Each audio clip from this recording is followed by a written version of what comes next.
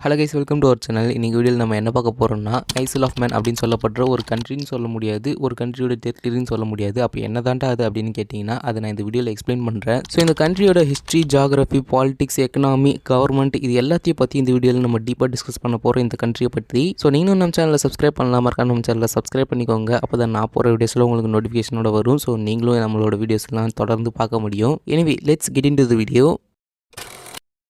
Irish சீல great பிரிட்டனுக்கும் அயர்லாண்டுக்கும் நடுவில் ஒரு சின்ன ஆனால் ஒரு யூனிக் ஐலாண்டு இருக்குது. அதுதான் ஐசில் ஆஃப் மேன். இதோட லொக்கேஷனில் பார்த்தோம்னா இங்கிலாந்துக்கு ரொம்ப க்ளோஸாக இருக்குது. ஜஸ்ட் 31 கிலோமீட்டர் டிஸ்டன்ஸில் தான் இருக்குது. அண்ட் அயர்லாண்டுக்கு 51 கிலோமீட்டர் டிஸ்டன்ஸ் தான். சைஸில் ரொம்ப பெருசு கிடையாது. அரௌண்ட் 572 ஸ்கொயர் கிலோமீட்டர்ஸ் தான். ஸோ இது ஒரு கண்ட்ரியாக நம்ம கம்பேர் பண்ணணும்னா இது 179th லார்ஜஸ்ட் கண்ட்ரின்னு ரேங்க் ஆகும். இப்போ இந்த ஐலாண்டுடைய ஃபுல் ஜியாகிரஃபி பற்றி பேசலாம். இந்த ஐசில் ஆஃப் மேன் டெரைன்ஸில் hills, lush green valleys, rugged coastline, அதே போல் சாண்டி பீச்சஸ் கூட இருக்கு.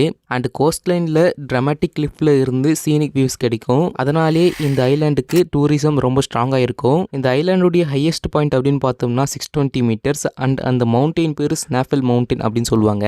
அண்ட் இந்த ஐலாண்டுடைய வெதர்னு பார்த்தோம்னா இந்த ஐலாண்ட் கல்ஃப் ஸ்ட்ரீம் இன்ஃப்ளூயன்ஸ்ல இருக்கிறதுனால டெம்பரேச்சர் மேரிடைமான கிளைமேட்டா தான் இருக்கும். அதுக்கான மீனிங் என்னன்னு பார்த்தோம்னா விண்டர்ஸ் மைல்டா தான் இருக்கும். மோஸ்ட்லி கொஞ்சம் வெட்டாகவும் சம்மர்ஸ்ல கொஞ்சம் கூலாகவும் இருக்கும். அதே போல கொஞ்சம் ட்ரையான ஐலாண்டாகவும் இருக்கும். அண்ட் 1983ல highest recorded temperature only 28.1 degree Celsius. UK record 40 degree Celsius கூட இல்லை, அதை விட கம்மியாக தான் இருக்கு. ஸோ யூகேவை விட ரொம்ப பிளசண்டான வெதர்னு சொல்லலாம். இன்ஃபேக்ட் பல சயின்டிஸ்ட் இந்த ஐசேஜ் டைமில் ஐசில் ஆஃப் மேன் கிரேட் பிரிட்டனோட கனெக்டாக இருந்துச்சு அப்படின்னு சொல்லுவாங்க. ஸோ சீ லெவல் இன்க்ரீஸ் ஆனதுக்கப்புறம் தான் இது இண்டிபெண்டன்ட் ஐலாண்டாக மாறி இருக்கு. So geographically isle of Man ஒரு ஐசோலேட்டட் ஐலாண்ட். ஆனால் ஸ்டில் யூகேக்கும் அயர்லாண்டுக்கும் இடையில சென்டரில் இருந்ததுனால ஸ்ட்ராட்டஜிக் அட்வான்டேஜ் இருக்கு. இதோட unique geography, climate and location இது எல்லாமே இந்த ஐலாண்டுக்கு தனி ஐடென்டிட்டி கொடுத்துச்சு. ஐசில் ஆஃப் மேனோட ஹிஸ்ட்ரி ரொம்ப ரிச்சாகவும் கலர்ஃபுல்லாகவும் இருக்கும். அரௌண்ட் 10,000 இயர்ஸ்க்கு முன்னாடி ஐசேஜ் முடிஞ்சு சீ லெவல்ஸ் மேலே போன அப்புறம் humans first time Isle of மேனில் செட்டில் பண்ணுறாங்க. ஸோ அவங்கள ஃபர்ஸ்ட் செட்டிலர்ஸ் ஸ்டோனேஜ் பீப்புள் அப்படின்னு சொல்லுவாங்க. அதுக்கப்புறமா செல்டிக் ட்ரைப் வந்து இந்த ஐசில் ஆஃப் மேனில் தங்க ஆரம்பித்தாங்க.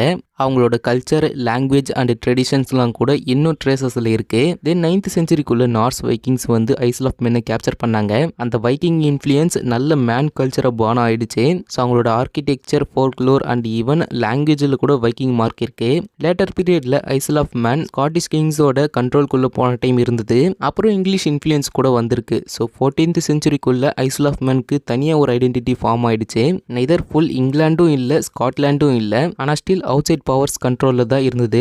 தென் 1765ல ரிவர்ஸ்மெண்ட் ஆக்ட் அப்புறம் Isle of Man officially British crown டிபெண்டன்சிக்குள்ளே வந்தாலும் அது கம்ப்ளீட்டாக இண்டிபெண்ட்டாக இல்லை. இந்த கிரவுன் டிபெண்டன்சி அப்படின்னா என்னன்னா யூகே இந்த ஐலாண்டை ப்ரொடெக்ட் பண்ணோம். பட் ஐசில் ஆஃப் மேனுக்குன்னு தனியாக செல்ஃப் கவர்மெண்ட்டும் இருக்கும். அண்ட் அதே 1765ல ட்ரேடு, ஸ்மக்லிங், எக்கனாமி எல்லாமே ஃபாஸ்ட்டாக க்ரோ ஆச்சு. அண்ட் ஹிஸ்ட்ரியில் most important thing Isle of Man parliament Tynwald. அது வேர்ல்டோட ஓல்டஸ்ட் கண்டினியூஸ் பார்லிமெண்ட் அப்படின்னு சொல்லுவாங்க. ஸோ 1000+ இயர்ஸாக பார்லிமெண்ட்டை கண்டினியூ பண்ணிட்டே இருக்காங்க. ஈவன் டுடே டைன்வால் டே அப்படின்னு ஆனுவலாக செலிப்ரேட் பண்ணுவாங்க. ஸோ ஐசில் ஆஃப் மேனோட ஹிஸ்ட்ரின்னு பார்த்தா Celts, Vikings, Scott's, English influence எல்லாமே மிக்ஸ் பண்ணின ஒரு கல்ச்சரல் பிளெண்டாக இருந்திருக்கு. அதுதான் இந்த ஐலாண்டுக்கு இன்னும் யூனிக்னஸ் கொடுக்குது.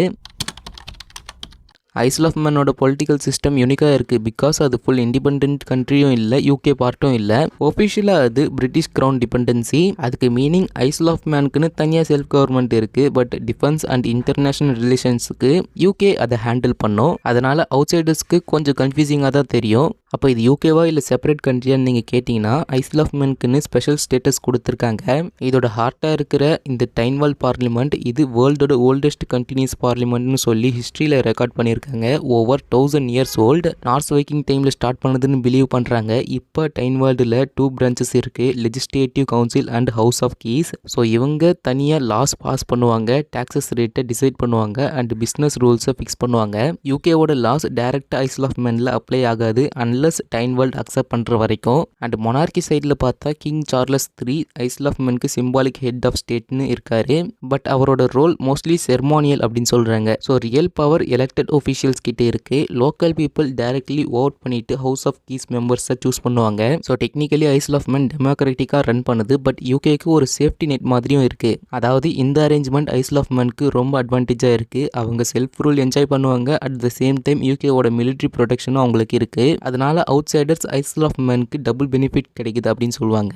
Own freedom plus UK protection and பாலிடிக்ஸில் இது ஒரு பர்ஃபெக்ட் பேலன்ஸில் இருக்குது அப்படின்னு எக்ஸ்பெக்ட் சொல்கிறாங்க. ஸோ ஓவரால் ஐஸ்ல் ஆஃப் மேனோட கவர்னன்ஸ் ஸ்டைல்னா ஏன்ஷியன் வைக்கிங் ட்ரெடிஷனையும் மாடர்ன் டெமோக்ரஸியை மிக்ஸ் பண்ணினா ஒரு ஸ்பெஷல் பொலிட்டிக்கல் சிஸ்டம்னு சொல்லலாம். ஐஸ்ல் ஆஃப் மேனில் டோட்டல் பாப்புலேஷன் ஒன்லி 85,000 பீப்புள் தான். இந்த 85,000 பீப்புளை நரேந்திர மோடி ஸ்டேடியமில் ஃபிக்ஸ் பண்ணாலும் இன்னும் மீதி சீட்ஸ் ஃப்ரீயாக தான் இருக்கும். அந்தளவுக்கு ரொம்ப சின்ன பாப்புலேஷன். பட் இந்த ஐலாண்டுடைய பாப்புலேஷன் டென்சிட்டி நல்ல மேனேஜபிளாக தான் இருக்குது. Isle of Man capital city Douglas, அது சவுத் ஈஸ்ட்லேயே இருக்குது. ஆல்மோஸ்ட் 27,000 பீப்புள் டாக்லஸில் தான் செட்டில் பண்ணியிருக்காங்களாம். அதனால் எக்கனாமி, டூரிசம், பாலிடிக்ஸ் எல்லாமே டாக்லஸ் சென்டரில் கான்சென்ட்ரேட் ஆகிடுது. இன்னும் பீல், ராம்சே, கேஸ்டல் டவுன் இந்த மாதிரி நிறைய டவுன்ஸ் இருக்குது. பட் அந்த இடத்துல எல்லாமே ஸ்மால் பாப்புலேஷன் தான். அண்ட் லாங்குவேஜஸ்ன்னு பார்த்தோம்னா ஐஸ்ல் ஆஃப் மேனுக்குன்னு 2 ஒஃபிஷியல் லாங்குவேஜஸ் இருக்குது, இங்கிலீஷ் அண்ட் மேங்ஸ். ஸோ இங்கிலீஷ் வந்து யூனிவர்சலாக பேசுகிறாங்க. ஸ்கூல், ஆஃபீஸ், பிஸ்னஸ் எல்லாமே இங்கிலீஷில் தான் நடக்கும். ஆனால் மேங்ஸ் அப்படின்ற லாங்குவேஜ் ஸ்பெஷலாக இருக்குது. பிகாஸ் அது கிரிட்டிக்கலி என்டேஞ்சர்டு ஸ்டேட்டஸில் இருக்குது. ஒரு டைமில் மேங்ஸ் ஃபுல்லாக எக்ஸ்டெண்ட் ஆகிடுச்சுன்னு சொல்லுவாங்க. 1974 நெட் மேட்ரல்னு ஒரு ஓல்டு மேன் லாஸ்ட் நேட்டிவ் ஸ்பீக்கர்னு ரெக்கார்ட் பண்ணாங்க. பட் இப்போ ரிவைவல் மூமெண்ட் ஸ்டார்ட் பண்ணியாச்சு. ஸ்கூல்ஸில் மேங்ஸ் லாங்குவேஜ் கண்டக்ட் பண்ணுறாங்க. கிட்ஸுக்கு சாங்ஸ், ஸ்டோரிஸில் டீச் பண்ணுறாங்க. அரௌண்ட் 85,000 பீப்புள்ஸில் 1,000 to 2,000 பீப்புள்ஸில் மேங்ஸ் லாங்குவேஜ் பேசுகிறாங்க. அண்ட் இந்த மேங்ஸ் லாங்குவேஜ் பற்றி சொல்லணும்னா கொஞ்சம் Irish, Scottish, Viking influence mix பண்ணின மாதிரி இருக்கும். எக்ஸாம்பிளுக்கு ஒரு சென்டென்ஸில் வேர்ட்ஸ் ஃபெமிலியராக இருக்கும், ஆனால் மீனிங் புரியாது. ஸோ சயின்டிஃபிக்கலி பார்த்தா மேங்ஸ் லாங்குவேஜ் ஒரு செல்டிக் பிரான்ச் இண்டோ யூரோப்பியன் ஃபேமிலியில் வருது. ஸோ ஐஸ்ல் ஆஃப் மேனோட பாப்புலேஷன் ஸ்மாலாக இருந்தாலும் அவங்க கல்ச்சர் யூனிக்காக இருக்குது. இது எல்லாம் தான் ஐஸ்ல் ஆஃப் மேனோட கல்ச்சரல் ஸ்ட்ரென்த்னு சொல்லலாம். ஐஸ்ல் ஆஃப் மேன் எக்கனாமி பற்றி பேசும்போது அது வேர்ல்டில் ஒரு வெரி இன்ட்ரெஸ்டிங் கேஸ் ஸ்டடின்னு சொல்லலாம். பாப்புலேஷன் ரொம்ப சின்னதாக இருந்தாலும் எக்கனாமி சைஸ் பிக்காக இருக்குது. அரௌண்ட் $8 பில்லியன் US கம்பேர் பண்ணினா யூரோப்பில் இருக்கிற மான்டெகிரோவோட எக்கனாமி சைஸ் கூட அதே மாதிரி தான். பட் மான்டெகிரோவோட பாப்புலேஷன் 6 lakhs கிட்ட வரும். பட் ஐஸ்ல் ஆஃப் மேனோட பாப்புலேஷன் ஜஸ்ட் 85,000 தான். So per person GDP per capita around $94,000. World bank லிஸ்ட்டில் 8th ரிச்சஸ்ட் பிளேஸ்னு ரேங்க் ஆகிடுச்சு. ஆனால் இந்த ஃபிகர் கொஞ்சம் இன்ஃப்ளேட்டடாக தான் இருக்குது.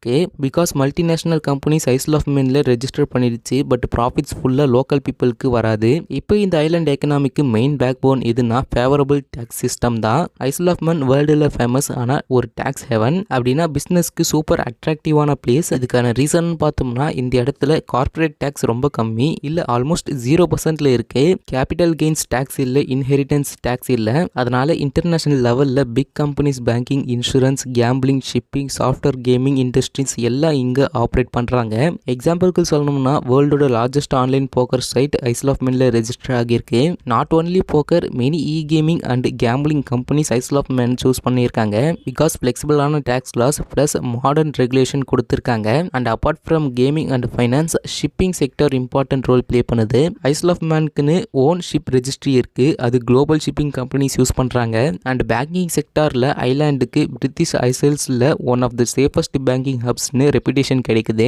அண்ட் டூரிசம் கூட டீசெண்டாக இருக்குது. எஸ்பெஷலி டிடி ரேஸ் டைமில் லேக்ஸ் ஆஃப் விசிட்டர்ஸ் வருவாங்க. ஹோட்டல்ஸ், ரெஸ்டாரண்ட்ஸ், டிரான்ஸ்போர்ட் இண்டஸ்ட்ரிக்கு இந்த டைமில் டெம்பரரி பூஸ்ட் கிடைக்குது. அதே போல் அக்ரிகல்ச்சர் அண்ட் ஃபிஷரிஸ் ரொம்ப பெருசாக இல்லை, பட் ஸ்டில் லோக்கல் ஃபுட் ப்ரொடக்ஷனில் கான்ட்ரிபியூட் பண்ணுது. கரன்சி சைடில் பார்த்தா ஐஸ்ல் ஆஃப் மேனுக்குன்னு ஓன் கரன்சி இருக்குது, மேங்ஸ் பவுண்ட், ஐஎம்பி அப்படின்னு சொல்லுவாங்க. ஆனால் அது பிரிட்டிஷ் பவுண்ட் வேல்யூ கூட டைப் பண்ணிடுச்சு.